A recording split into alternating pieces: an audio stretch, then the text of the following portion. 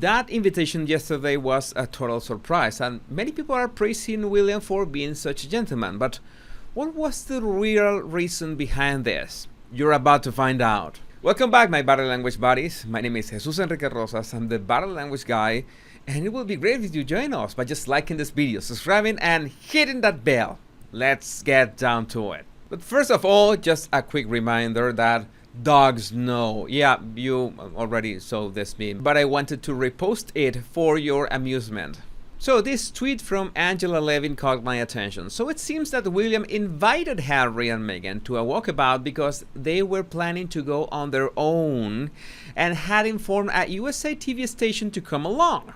William found out and stopped it to keep it under control. No surprise there, thank goodness. Yeah, that reminds me that thank goodness Meghan is not coming. But this was also reported by Lady Colin Campbell that, well, that was the scheme of Meghan and Harry to be some kind of protagonists in these days, and you know that they're very capable of that and more. So it's no olive branch, and well, you could see that as a gracious gesture, but now you know that William and Catherine did this only to stop the Harkles from making this about themselves, and that's why they had such a tense body language all over the walkabout. Especially William. You know that William is a very tense man. I've mentioned that a couple times, but this time, well, that was cranked up to 11 because he had his hands in fists and his jaw was tense at the same time. He tried to be a bridge between the two couples, but it's obvious that he did not enjoy this. And I'm sure that he wishes that the Montecito duo goes back home as soon as possible.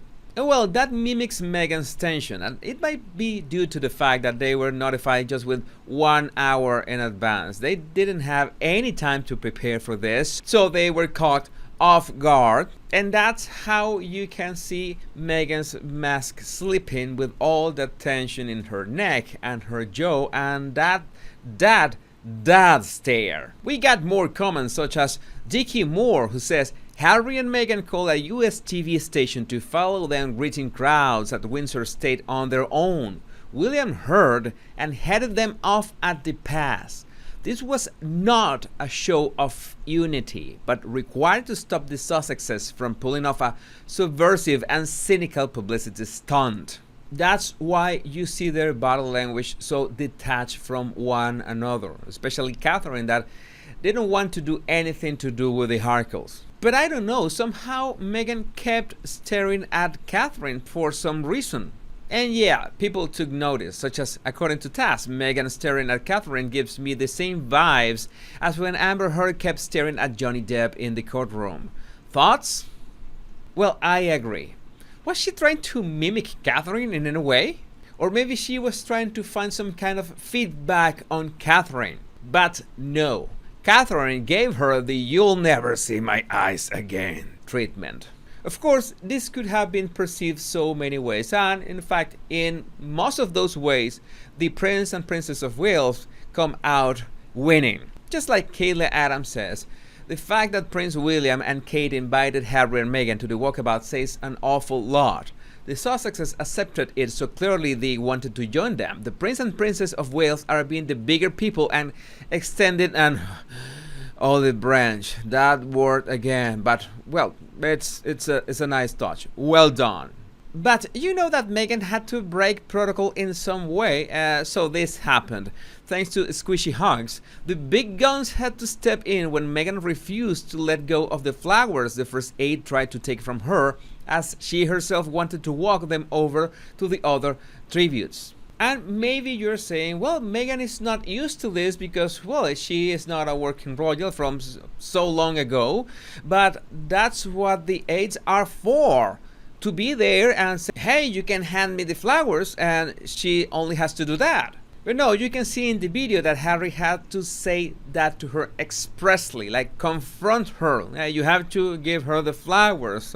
That's how we do things in here. Another interesting comment by Van72. By the way, I'm not saying anything negative about William and Catherine. I'm merely pointing out that it won't make even the slightest difference to Meghan's future version of events, shortly to be touted to the highest bidder. And that's how narcissists act.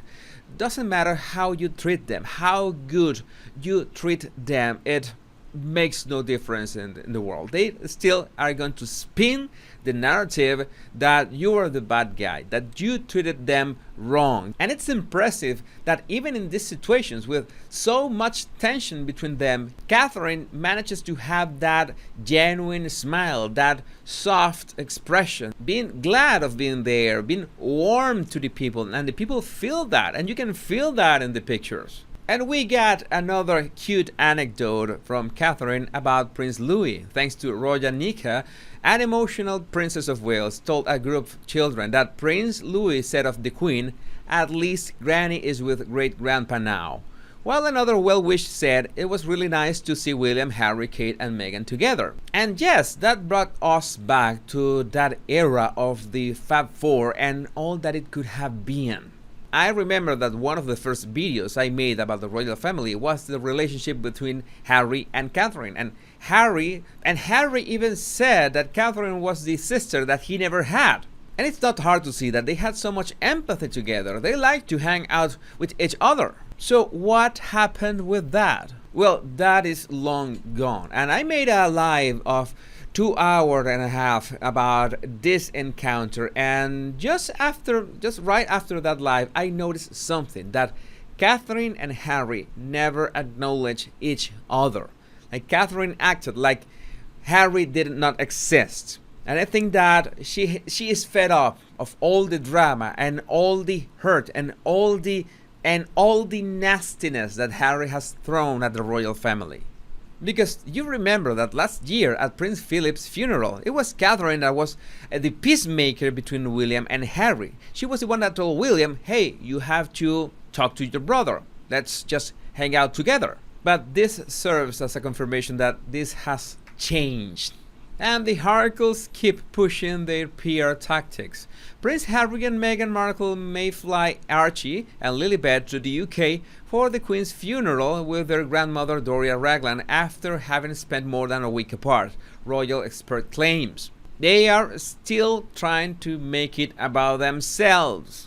And Canal Citadel has a very good explanation here. Now that Prince William is a billionaire overnight with political powers, suddenly the Sussex PR wants to push for brotherly reconciliation, just so they can grift off his solid reputation after they try to take him down. I hope Catherine advised him right. This is a trap. Now, I'm pretty sure this is not gonna be the last time we see them together, but until then, we'll be reporting whatever happens in the realm of body language and behavior of the royal family, non-royals, and other topics too.